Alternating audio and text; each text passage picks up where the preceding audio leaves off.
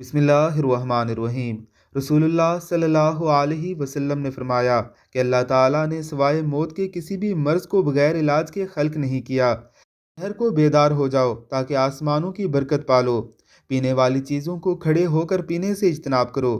پیاس کی حالت میں پانی کو گونٹ گونٹ کر کے پیو، ایک دم سے ہرگز نہ پیو۔ کلونجی ہر درد کی دعا ہے، سوائے موت کے اس کی کوئی دعا نہیں ہے۔ مٹی کھانے سے پرہیز کرو، اس لیے کہ مٹی کھانا میری امت پر حرام ہے۔ حمل کے بعد عورت کو پہلی غذا کھجور دیں۔ انار کا رس جسم کے اندرونی حصے کو صاف کرتا ہے۔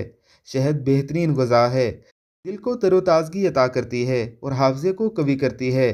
روٹی کو چھری سے مت کاٹو، جس طرح اللہ نے اسے محترم قرار دیا تم بھی اس کا احترام کرو۔ انجیر نقرس اور بواسیر کے مریضوں کے لیے بہت مفید ہے۔ کشمش صفرا کو ابھرنے سے روکتی ہے اور بلہم کو کم کرتی ہے۔ ترنج یعنی بڑے لیموں دل و دماغ کو قوت دیتے ہیں۔ خربوزہ مثانے کو صاف کرتا ہے، معدے کو ہلکا کرتا ہے اور جسم کو تر و تازہ رکھتا ہے۔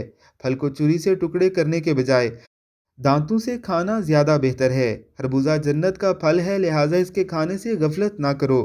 بے ایک پھل ہے جس کے کھانے سے آنکھوں کی بینائی تیز ہوتی ہے۔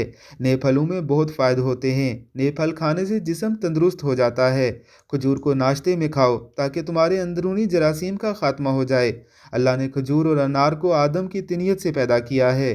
جن لوگوں کو زیادہ کھانے اور پینے کی عادت ہوتی ہے وہ سنگ دل ہوتے ہیں۔